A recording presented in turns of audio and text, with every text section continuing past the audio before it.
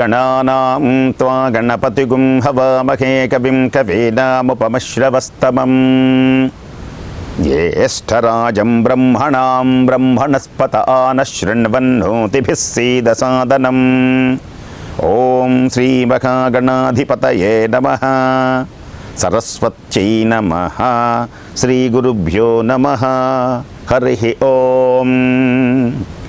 వందే శంభుముమాపతిం సురగురుం వందే జగత్కారణం వందే పన్నగభూషణం మృగతరం వందే పశూనాం పతిం వందే సూర్యశశాంకవన్హినయనం వందే ముకుందప్రియం వందే భక్తజనాశ్రయం చ వరదం వందే శివం శంకరం. ఉమాసహిత మహేశ్వరుని దివ్య చరణారవిందములకు శతసహస్రకోటి ప్రణామములు సమర్పిస్తూ పరమ పావనమైనటువంటి శివమహాపురాణము శతరుద్ర సంహితలో శివుని యొక్క దివ్యమైనటువంటి అవతారములను తెలియజేశారు. అనేకమైనటువంటి అవతారములలో మరొకటి కిరాత అవతారం. ఈశ్వరుడు కిరాతుని యొక్క అవతారాన్ని ఎత్తారు. ఎప్పుడు పినాకధారి అయినటువంటి శివుడు కిరావతారమును దాల్చి కిరాత అవతారంలో మూకుడు అని పేరు కలిగినటువంటి ఒక రాక్షసుని సంహరించి అర్జునునికి ప్రేమతో వరములు ఇచ్చినటువంటి గాథయే కిరాతార్జునీయం. కిరాతుడు అనేటువంటి రూపం. పాండవ వీరులు సుయోధనుని చేత ఓడింపబడినటువంటి వారై మాయాజూదంలో పాండవులను మోసం చేశారు. సరే, అది మోసమా, ఓడిపోయినారో తరువాత ఏదైతేనే అడవుల పాలైనారు. ఎండ కన్నెరుగనటువంటి ఇల్లాలు ద్రౌపది అడవులలో సేవించవలసిన గతి ఏర్పడింది. నాగాయుత బలసంపన్నుడైనటువంటి భీమసేనుడు అడవులలో కందమూలములు తినవలసినటువంటి గతి ఏర్పడింది.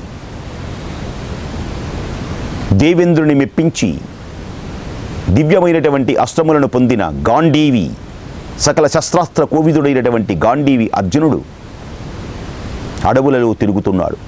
ధర్మమునకు ప్రతీకైనటువంటి వ్యక్తిగా ధర్మరాజు కూడా కష్టాలు నకుల సహదేవులు ద్వైతవనమునకు వెళ్ళారు. పాండవులు అప్పుడు అనేకమైనటువంటి కష్టములు పడుతూ ఏదో కందమూలములు తింటూ ఉంటే దుర్యోధనుడు సహించలేకపోయినాడు. తన యొక్క వైభవాన్ని చాటాలి అనుకొని ఘోషయాత్ర అనేటువంటి నెపంతో అరణ్యానికి వెళ్ళాడు. అంతఃపుర కాంతలతో పంచభక్ష పరవాణములతో హాయిగా తింటూ ఉంటే పాండవులు తనను చూడాలి. తమకు లేదే అని కృంగి కృంగి కృషించాలి. తన వైభవాన్ని చూచి పాండవులు ఇంకా దుఃఖించాలి అని భావించి ఘోషయాత్ర అవమానాల పాలైనాడు. అక్కడ కూడా అవమానం ఎదురైంది. గంధర్వుల చేత బంధింపబడినటువంటి దుర్యోధన్ని విడిపించినటువంటి చివరకు విడిపించిన వాడు భీముడు. గంధర్వుడు అన్నాడు, దుర్యోధన, గంధర్వుల యొక్క ప్రదేశానికి విచ్చేసి అహంకరించావు. నీ బలమెంత? మాయల్లతో జనించి మటు మాయల్లు వృత్తిగా నెల్చు నీవు అహో మాయల నింద సేతువే. నీ బ్రతుకే ఒక మాయ. సకలము తెలిసినటువంటి మాయతో యుద్ధము చేసేటువంటి మమరణాన్ని అధిక్షేపించేది. నిన్ను ఏం చేస్తామో చూడని కట్టేసుకొని తీసుకొని వెళుతుంటే భీముడు రక్షించాడు. అవమానం కలిగింది. దుర్భర పరాభవమైనటువంటి ఈ శరీరము నిష్ప్రయోజనము. ఆలోచించాడు దుర్యోధనుడు. అరణ్యంలో ఉన్నారు పాండవులు. కిరాతుని యొక్క అవతారమునకు కారణభూతమైనటువంటి ముందు కథ మీకు తెలియచేస్తున్నాను. ఇంటికి వచ్చినటువంటి దుర్యోధనుడు బాధపడ్డాడు. వ్రేటు తిని కాటునకై వేచే త్రాతుల్లాంటి దాయాదులచే బంధ విముక్త దురంత దుస్సహ మహావమానము. దీనికి ఈ శరీరం నిష్ప్రయోజనం, నిర్వీర్యం. పాండవులు సర్వనాశనం అయిపోవాలి. కానీ అవమానాల పాలైంది నేను. పాండవులు అరణ్యంలో ఉన్న కష్టాలు అనుభవించటం లేదు, నేను అనుభవిస్తున్నాను ఈనాడు. ఛీ, చివరకు ఒక నా దాసి అయినటువంటి నా సేవకుడైనటువంటి భీమసేనుడి చేతిలో నేను ప్రాణములు రక్షించుకోవడం అవమానంగా భావించుకున్నాడు. పెద్దలందరూ చివరకు చెప్పిన తర్వాత ఎలాగైనా సరే పాండవులను సర్వనాశనం చేయడానికి ఉపాయం పన్నాడు అరణ్యంలోని. అసలు 12 ఏళ్ళు అరణ్యవాసం చేసిన దాకా కాదు, ఈలోపే సర్వనాశనం అయిపోవాలి. ఏం చేయాలి? దూర్వాసుడు అని పేరు కలిగినటువంటి ఒక మహర్షిని పరీక్ష కోసం పంపించారు. పాండవుల దగ్గర నీవు శిష్యగణంతో వెళ్ళి, స్వామి పరీక్ష చెయ్యి, పాండవులకు శపించు, పాండవులు నాశనమైపోవాలి. దూర్వాసుడు ముక్కోపి, ఏది చెయ్యలేకపోయినా దూర్వాసుని కోపం కలుగుతుంది. వీళ్ళు చెయ్యలేరు. దుర్యోధనుడైతే స్వాగత వచనములతో, అంగరంగ వైభవంగా పుష్పమాలికలతో, బంగారు పాత్రలతో సింహాసనం మీద కూర్చోపెట్టి పాదసేవ చేస్తాడు. కానీ అతను ఏం చేస్తాడు? శిష్యగణంతో బయలుదేరాడు దూర్వాసుడు. పరమ పావనమైనటువంటి శివమహాపురాణంలో దేదీప్యమానంగా శివుని యొక్క దివ్య లీలలు తెలియచేసి అద్భుతమైనటువంటి ఘట్టము ఇది. సుయోధన జితాస్తే వై పాండవాక ప్రవరాశ్చతే ద్రౌపద్యా చ తయా సాధ్వ్యా దైతాక్షం వనమాయయు. ద్వైతము అని పేరు కలిగినటువంటి ఒక వనంలో ఉండగా సుయోధనుడి చేత నియమింపబడినటువంటి ఈ దూర్వాసుడు బయలుదేరాడు శిష్యగణంతో. 10,000 మంది శిష్యులతో వచ్చాడు అక్కడికి. వచ్చి ఏం చెయ్యాలి? భోజనం నాకు సిద్ధం చే, అతిథిగా విచ్చేశామన్నాడు. 10,000 మందితో వచ్చినటువంటి దూర్వాస మహర్షికి ఎదురు వెళ్ళి స్వాగతం పలికారు. స్వామి, అలాగే భోజనము మీరు వెళ్ళి స్నానం చేసి రండి అన్నాడు. చూడు, ధర్మరాజా, నేనొక్కడిని కాదు వచ్చింది, 10,000 మందితో నేను వచ్చాను. అలాగే స్వామి, తప్పకుండా రండి అన్నాడు. 10,000 మంది వచ్చినా, ఎన్ని వేల మంది వచ్చినా ధర్మరాజు భోజనమును పెట్టగలడు. దేనికని అంటే ఒక విచిత్రం ఉన్నది ఇక్కడ. ఇది చాలా జాగ్రత్తగా తెలుసుకోవాలి. భారతంలో ఉంది, శివపురాణంలోనూ ఉంది. పాండవులను చూడడానికి అనేక మంది వస్తూ ఉండేవారు అరణ్యానికి.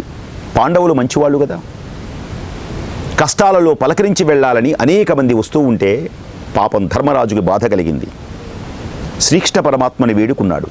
పరమాత్మ, నన్ను చూడడానికి వచ్చినటువంటి వాళ్ళకి కనీసం ఆతిథ్యము కూడా నేను ఇవ్వలేకపోతున్నాను. ఇది అమహారణ్యం, ఎన్నని ఫలములుంటాయి, ఎంతమందికని నేను ఆతిథ్యం ఇవ్వగలను? ఆతిథ్యం ఇవ్వకుండా పంపడం మహాపాపమని నాకు తెలుసు. కానీ చక్రవర్తినిగా లేనే ఒక కష్టాలలో ఉన్నటువంటి నేను ఎలా ఇచ్చేది అనగా శ్రీకృష్ణ పరమాత్మ ధర్మరాజుకు ఉపాయం చెప్పాడు. నాయనా ధర్మరాజా, నీవు ధన్యుడవు కావడానికి సూర్య ఉపాసన చెయ్యి. సూర్యుని దగ్గరికి వెళ్ళాడు. సూర్యుని యొక్క ఉపాసన వలన నీకు శుభములు జరుగుతాయి. సూర్యుడు ప్రత్యక్ష నారాయణుడు. శ్రీ సూర్యనారాయణ వేదపా లోకరక్షామణి దైవ చూడామణి. సూర్యుని యొక్క దివ్య అనుగ్రహంతో నీకు అక్షయ పాత్ర లభ్యమవుతుంది అని తెలియచేయగా ధర్మరాజు సూర్యోపాసన చేశాడు. శ్రీరాముడు కూడా సూర్యోపాసన చేశాడు. సప్తాస్యములకు రథ ఆరూఢుడై వెలుగొందుతున్నటువంటి అనూరుని సారథిగా కలిగిన ప్రభాకరుడు, దివాకరుడు, తేజోమయుడు, అరుణ కిరణ తిమిరహరణ, అరుణ కిరణ తిమిరహరణ, శ్రీ సూర్యనారాయణ. బ్రహ్మ విష్ణు మహేశ్వరుల యొక్క దివ్యరూపము నీవు, ప్రత్యక్ష పరబ్రహ్మవు నీవు. నీ ఆజ్ఞ చేతనే ఈ లోకములు ప్రకాశిస్తున్నాయి స్వామి. నీ దివ్యమైనటువంటి ఉపాసనతో సూర్యదేవ శత్రువులందరూ నశిస్తారు. సూర్యదేవ, నీవు ఈశ్వరుని యొక్క పరమేశ్వరుని యొక్క ఒక కన్నుగా ప్రకాశించావు. శివునికి 3 కళ్ళు ఉంటాయి. ఒకటి సూర్యుడు, ఒకడు చంద్రుడు, వేరొకరు అగ్ని. నీ దివ్యమైనటువంటి రూపాన్ని చూడడం చేతనే మానవులకు ఆరోగ్యం కలుగుతుంది. నీవు వెలుగొందుతూ ఉంటే లోకం పులకితమవుతుంది. సోమరితనాన్ని పోగొడతావు. జాగృత తత్వాన్ని నీవు వెలుగొందింపచేస్తావు. ఈ వృక్షములలో ఉన్నటువంటి దివ్యశక్తి మొత్తము నీదే. ఋతువులను కలిగించేవాడవు నీవే. వర్షమును కురిపించేవాడవు నీవే. పంటలు పండించేవాడవు నీవే. ఇది పగలు రాత్రి అని నిర్ణయించగలిగినటువంటి వాడవు నీవే. సమస్తమైనటువంటి వేదవేత్తలైనటువంటి మహనీయుల యొక్క దివ్యమైన ఆ అర్ఘ్యపాద్యాదులను నీవు ఉదయముననే గ్రహించి నీ పయనము చేస్తూ ఈ లోకమును కాపాడుతున్నటువంటి ప్రశాంతమైనటువంటి సౌరశక్తి సూర్యశక్తితో వెలుగొందుతున్నటువంటి వాడవు నీవు. ఈనాడు నన్ను కరుణించు అని వేడుకున్నాడు ధర్మరాజు. వివిధమైనటువంటి స్తోత్రములు చేస్తే సూర్యభగవానుడు ప్రత్యక్షమైనాడు. నమస్కరించాడు ధర్మరాజు. సప్తాశ్వరథమారూఢం ప్రచండం కశ్యపాత్మజం శ్వేతపద్మధరం దేవం తం సూర్యం ప్రణమామ్యహం. ధర్మరాజు యొక్క ఉపాసనకు మెచ్చినటువంటి సూర్యభగవానుడు ధర్మరాజునకు ఒక అక్షయ పాత్ర ఇచ్చాడు. ధర్మజా, స్వీకరించు. ఇది నీవు ఎన్ని లక్షల మందికైనా భోజనం పెట్టవచ్చు. నువ్వు దాని దగ్గర కూర్చొని ప్రార్థిస్తే చాలు, నీవు కోరుకున్నటువంటి పిండి వంటలు వస్తాయి. అయితే దీనిని ఆ రోజున గనక తుడిచిన తరువాత ఇక మరల ఆ రోజుకి భోజనం ఇవ్వదు. తొడవకుండా శుద్ధి చేయకముందే నువ్వు జాగ్రత్త. దానితోటి ఆ అక్షయ పాత్రతో అరణ్యంలో వచ్చినటువంటి వారికి అద్భుతమైనటువంటి భోజనాలు ఏర్పరుస్తున్నాడు. ఈ విషయం ఎలాగో తెలుసుకున్నాడు దుర్యోధనుడు. పాండవులు అందరి దగ్గరికి, పాండవుల దగ్గరికి నా ప్రజలందరూ వెళ్ళడానికి గల కారణం ఏమిటి? ఏం జరుగుతున్నది అక్కడ? ఎలాగైనా సరే ఆగ్రహోదగ్రుడైనటువంటి వ్యక్తిని పంపించాలి అని దూర్వాసునికి తెలియజేస్తే దూర్వాసుడు పరీక్ష చేయడానికి వచ్చాడు 10,000 మందితో. రమ్మనమన్నాడు. వచ్చి ద్రౌపదికి లోపల ఉన్నటువంటి ద్రౌపదికి తెలియచేద్దామనుకున్నాడు. అప్పటికి భోజనాలన్నీ అయిపోయినాయి. అకాలం అయింది. ఎవరు వచ్చారు? దూర్వాసుడు వచ్చాడు. అప్పటికే భోజనాలు అయిపోయి పాత్ర శుద్ధి చెయ్యబోతూ ఉన్నారు. ఇది తెలియదు ధర్మరాజుకి. మీరందరూ వెళ్ళి రండి అన్నాడు. లోపలికి వచ్చి ద్రౌపది, దూర్వాస మహర్షి 10,000 మందితో ఆతిథ్యమునకు వచ్చారు. తెలియచెయ్యగానే అప్పుడే తుడుస్తూ ఉన్నది. స్వామి అన్నది. ఏమి దేవి, ఏమైనది అన్నాడు. కాదు స్వామి, ఇప్పుడే శుద్ధి చేశాం. ఇక ఈ రోజుకి ఈ అక్షయ పాత్ర భోజనం ఇవ్వదు. అయ్యో, కొన్ని నిమిషములు గనక ముందు వచ్చినట్లయితే శుద్ధి కాకుండా ఉండేదే. ఏం చెయ్యాలి? దూర్వాసునకు ముక్కోపి ఏమి శపిస్తాడో. పైపెచ్చు 10,000 మంది ఆకలితో ఉన్నారు. ఆకలితో ఉన్నటువంటి వారి యొక్క ఆకలి తీర్చడమే కదా పరబ్రహ్మ ఆరాధన. పరబ్రహ్మను సేవించడం అంటే ఏమిటి? భగవంతుని ఆరాధించడం అంటే ఏమిటి? ధర్మశాస్త్రాలుంటాయి పురాణాల్లో. ఎదుటి వారి యొక్క ఆకలిని తీర్చగలిగినటువంటి వ్యక్తి పరమాత్మను ఆరాధించినట్లే. కానీ దూర్వాసునికి ఏం చెయ్యాలి? స్నానార్థమై బయలుదేరారు వాళ్ళందరూ కూడా. స్వీకృత్వ పాండవశ్చైన స్నానార్థం ప్రేషితాస్తథా దూర్వాసః ప్రముఖాశ్చైవ మునయశ్చ తపస్వినః అథవా పాండవాः సర్వే అన్నాభావాన్ మునీశ్వరా దుఃఖితాశ్చ తదా ప్రాణాత్యుక్తం చిత్తే సమాధుతయః. దుఃఖితుడైనాడు. దూర్వాసునికి అన్నమును పెట్టలేకపోతున్నాని అని బాధపడ్డాడు. ఎవరు? ఆపత్కాలం కలిగింది. ఇది ఆపత్ సమయం కలిగింది. ఆపత్కాలమునందు కాపాడగలిగినటువంటి వ్యక్తి ఎవరు అంటే శ్రీకృష్ణుడే. వాళ్లకు సర్వకాల సర్వావస్థల యందునూ పరమాత్మని ఆరాధిస్తారు. శ్రీకృష్ణ పరమాత్మను ఆరాధించారు. యదుభూషణుని కీర్తించారు. ఆ మహానుభావుని ఎప్పుడైతే ఇలా కీర్తించారో పరమాత్మ విచ్చేశాడు. విచ్చేసి గబగబ లోపలికి వచ్చి ఆకలిగా ఉన్నదని ఈయనన్న అంట మొదలుపెట్టాడు. అన్నయ్య, ఏం చెప్పేది? పాత్ర శుద్ధైన తర్వాత కూడా నీవు అలా మాట్లాడితే సర్వం తెలిసినటువంటి వాడవు నీవు. సర్వకర్తవు, సర్వభోక్తవు, సర్వాంతర్యామివి నీవు. ఈ హృదయములో అంతర్యామయ్యి నివసించేటువంటి వాడవు నీవు. నీకు తెలియందేమున్నది? మాకు ఆపద కలిగింది. దూర్వాసుడు 10,000 మందితో విచ్చేశాడు. తెలియచేయగానే ఏదో ఒక మెతుకు లేకపోతుందానని ఆయనే అలా చేతినట్టు తిప్పి ఒక మెతుకును అమాంతం ఒక్కసారి అలా తన హృదయంలో తీసుకున్నట్ట. దాంట్లో ఒక చిన్న కూర ముక్క ఉన్నదా. ద్రౌపది, పూర్తిగా శుద్ధి చేయలేదు నువ్వు. శాకం చ భక్షయిత్వాతు తేషాం తృప్తిం సమాదధత్. ఒక్కసారి అలా పొట్టలోకి వేసుకొని ఆ పొట్టను అలా నిమిరాడట. అండపిండ వేదొండ సంహతుల నెల్ల గుప్తపతి పొచ్చలో నింపుకున్న ఎట్టి తూయ జాక్షుడు ఎప్పుడైతే ఆ శాకమును తన పొట్టలోకి వేసుకున్నాడో 14 లోకాలు తృప్తి చెందినాయి. పరమాత్మ ఒక్కడు తృప్తి చెందితే చాలు, ఈ లోకములన్నీ తృప్తి చెందుతాయి. అందుచేతనే పరమాత్మ యొక్క అనుగ్రహం కావాలి. దైవ భక్తి ఉండాలి, పాప భీతి ఉండాలి, సంఘ నీతి ఉండాలి. దైవ ప్రీతి, పాప భీతి, సంఘ నీతి, భగవంతునికి ఏది ఇష్టమో అది మనం చేయగలగాలి. భగవంతునికి వ్యతిరేకంగా చేయకూడదు. పాండవులు అడుగడుగున రక్షింపబడడానికి కారణం ఏమిటి అంటే ఇదే.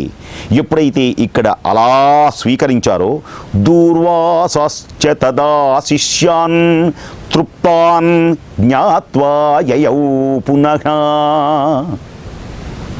వెంటనే తృప్తి చెందారు అక్కడ ఉన్నటువంటి వాళ్ళందరూ. భీమసేనుని వెళ్ళి పిలుచుకురమ్మనమన్నారు. స్వామి, భోజనానికి రండి. భోజనానిక మా పొట్టలన్నీ నిండినై, పంచభక్ష పరవాన్నములతో భోజనం చేసినంత ఆనందం కలుగుతున్నది, ఇక మేము భోజనం చెయ్యలేము అన్నారు వాళ్ళందరూ. అదేమిటి స్వామి, మీరు వస్తానన్నారు కదా స్నానం చేసి, మా అన్నయ్య పిలుచుకురమ్మనమన్నాడు.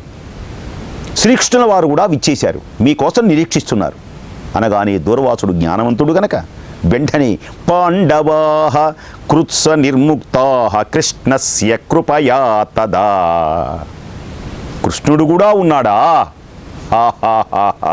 మేము భోజనం చెయ్యకుండానే భోజనం చేసినంత ఆనందాన్ని, మా పొట్టలన్నీ పంచభక్ష పరవాన్నములతో నిండినంత తృప్తి కలగడానికి గల కారణం ఏమిటి అంటే తృప్తి చెందాము మేమందరం. శిష్యాం తృప్తాన్ జ్ఞాత్వా యయౌ పునః, మా శిష్యులు కూడా తృప్తి చెందారు, నేను కూడా తృప్తి చెందాను. దీనికి కారణం ఏమిటో నాకు అర్థమైంది. మేము పరీక్ష చేయడానికి వచ్చాం, ధర్మరాజును శపించడానికి వచ్చాం, ఇంకా కష్టాలు పెట్టడానికి వచ్చాం. మేం చేసింది పొరపాటు, కానీ శ్రీకృష్ణ పరమాత్మ మాకు జ్ఞానోపదేశం చేశాడు. పరమాత్మయే ఈ లీల. శ్రీకృష్ణ, ఎంతటి గొప్పవాడివి నీవని పరమాత్మను కీర్తించి తరించారు అందరూ. ఒకచోటైతే కుంతీదేవి అంటుంది పరమాత్మను, అద్భుతమైనటువంటి పద్యం, ఇది భాగవతంలో ఉంది. చాలా ఎంత గొప్పగా ఉంటుంది అంటే, శ్రీకృష్ణ యదుభూషణ నరసఖ శృంగార రత్నాకర లోకద్రోహి నరేంద్ర వంశదహన లోకేశ్వర దేవతానీక బ్రాహ్మణ గోగణార్తిహరణ నిర్వాణ సంధాయక నీకున్మృక్కెద త్రుంపవే భవలతల్ నిత్యానుకంపానిధి. నిరంతరము ఆనందాన్ని కలిగించే మహానుభావ, హే శ్రీకృష్ణ అని వేడుకుంటుంది. ఈ భవలతలు, ఈ భవము అనేటువంటి పుట్టుక అనేటువంటి తీగ మరల చిగురింప చేయకుండా దానిని కత్తిరించేసేయి అన్నాడు. అంటే పుట్టుక లేకుండా పునరావృత్తి రహితమైనటువంటి బ్రహ్మపదము చేరేటువంటి విధంగా అనుగ్రహించు. శ్రీకృష్ణ పరమాత్మను దూర్వాసుడు అనేక రకములుగా కీర్తించాడు. పాండవాః కృష్ణం ప్రపుచ్ఛః కిం భవిష్యతి బలాన్ శత్రుః ఉత్పన్నః కిం కార్యం తద్వద ప్రభో. శిష్యులందరూ తృప్తి చెంది దూర్వాసుడు వెళ్ళిన తర్వాత శ్రీకృష్ణ పరమాత్మ విచ్చేసి పాండవులందరినీ కూర్చోబెట్టి ప్రశ్నించాడు. చూశారా, మీకంటే బలవంతుడు దుర్యోధనుడు. మీరు ఇలా ఎన్ని పరీక్షలని చేస్తారు? ఇలా పరీక్షలు పెడుతూనే ఉంటాడు ఆయన. ఏదో నేనున్నాను గనక పరీక్షలు నెగ్గుతున్నారు. కానీ మీ అంతటా మీరు బలవంతుడు కావాలి, గుర్తుపెట్టుకోండి. మీరంతటా మీరు శక్తివంతులుగా ఉండాలి. ప్రతి వ్యక్తి తనంతట తాను శక్తివంతుడు కావాలి అంటే ఈశ్వరుని యొక్క అనుగ్రహం కావాలి, శివుని యొక్క అనుగ్రహం కావాలి. శ్రూయతాం, వినండి మీరందరూ, శ్రేష్ఠులైనటువంటి పాండవులారా, మీకు తెలియజేసేటువంటిది ఏమిటి అంటే శివసేనా సమన్వితం, శివసేనతో నిండినటువంటి దివ్యమైనటువంటి నా గాథను శ్రద్ధగా ఆలకించండి. నేను శత్రువులను జయించేటువంటి కోరికతో ఒకనాడు ద్వారకా నగరమునకు వెళ్ళి మహాత్ముడైనటువంటి ఉపమన్యుని యొక్క ఉపదేశములన్నింటిని కూడా వారించి పర్వతరాజు అయినటువంటి బట్టుకంటమందు 7 మాసములు పరమేశ్వరుని గురించి, శంభుని గురించి చక్కగా ఆరాధించి ప్రసన్నం చేసుకున్నాను. ఆ దివ్యమైనటువంటి విశ్వేశ్వరుడు స్వయముగా సాక్షాత్కరించి నాకు అనేకమైనటువంటి వరములు ఇచ్చాడు. వాటి ప్రభావం చేతనే ఉత్తమమైనటువంటి శక్తి సామర్థ్యములు నేను పొంది ఉన్నాను. భుక్తి మరియు ముక్తి ఇదానీం సేవ్యతే దేవో భుక్తి ముక్తి ఫల ఫలప్రదః యాయుం సేవిత తం శంభుః సర్వసుఖావహం. భుక్తికి ముక్తికి సకలము కూడా ఈశ్వరుడే అనుగ్రహించేది కనుక ఆ దేవదేవుని ఆనాటి నుంచి నేను సేవిస్తూ ఉన్నాను. నాకు కష్టం కలిగింది. ఈ అవతారంలో మానవుడై పుట్టానుగా. శ్రీకృష్ణుడు ఎన్ని కష్టాలు పడ్డాడండి. అందుకని ఆయన ఈశ్వరుని అర్చించాడు పరమాత్మ. శివమహాపురాణంలో తెలియచేస్తారు శ్రీకృష్ణుడే స్వయంగా. భారతంలో కూడా ఆనుశాసనిక ద్రోణ పర్వాలలో శివసహస్రనామావళి తెలియజేశారు. శతరుద్రీయం. పరమేశ్వరుడు ఎంత గొప్పవాడో ధర్మరాజుకు చెప్పారు. ఈశ్వరుని యొక్క దివ్యశక్తి లేకపోతే ఈ లోకంలో ఎవడూ జయించలేడు. శ్రీకృష్ణుడు ఎన్ని కష్టాలు పడ్డాడు. పుట్టుకతోనే చెరసాలలో పుట్టాడు. పెరగటం ఎన్ని కష్టాలు, ఎంతమంది రాక్షసులు. అణువణువున మనం అనుకుంటాం శ్రీకృష్ణ పరమాత్మ ఏమీ కష్టపడలేదు, తెలియనటువంటి మూర్ఖులు. శ్రీకృష్ణుని యొక్క దివ్యమైనటువంటి లీలలు తెలియనటువంటి కొందరు ఉంటారు. ఆయన ఎన్ని కష్టాలు పడి పరమాత్మ అయినాడో, పరంధాముడైనాడో ఒక్కసారి కనుక ఆయన జీవిత చరిత్రలో బాల్యం నుంచి పడినటువంటి కష్టాలు అమోఘం, అఖండం, అపూర్వం అని ఎవడు కూడా వర్ణింపలేడు ఆ కష్టాలు. కనుక దేనికని వీటన్నిటినీ నేను జయించడానికి గల కారణమేమిటి? ఇదానీం సేవ్యతే దేవో భుక్తి ముక్తి ఫలప్రదః యాయుం సేవితం శంభుం అపి సర్వసుఖావహం. సర్వసుఖములు కలిగించేటువంటి వాడు, సమస్త శుభములు ఇచ్చేటువంటి వాడు కనుకనే ఆయనకు శంభవః శంకరః అనేటువంటి బిరుదు ఉన్నది. పరమేశ్వరుని యొక్క దివ్యనామాన్ని శ్రీకృష్ణుడు పాండవులకు తెలియచేస్తున్నారు. ఓ ధర్మరాజా, శంకరః అంటే అర్థమేమిటో తెలుసునా? శం అంటే శుభం అని అర్థం. శంకరః శుభములను ఇచ్చేటువంటి దేవుడు కనుకనే ఆయనకు శంకరుడు అని పేరు. శంభవః భవ అంటే పుట్టడం. అంతేకాదు సమస్తమైనటువంటి శక్తులు ఆయనలో నుంచే పుట్టుతున్నాయి అని గ్రహించండి.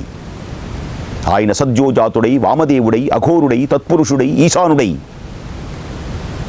పంచకృత్యములు చేస్తూ ప్రకాశించేటువంటి ఆ ఈశ్వరుని యొక్క దివ్య ఆరాధన చేస్తేనే కానీ మీ కష్టములు పోవు అని పరమాత్మ, శ్రీకృష్ణ పరమాత్మ పాండవులకు తెలియచేస్తున్నాడు శివమహాపురాణంలో.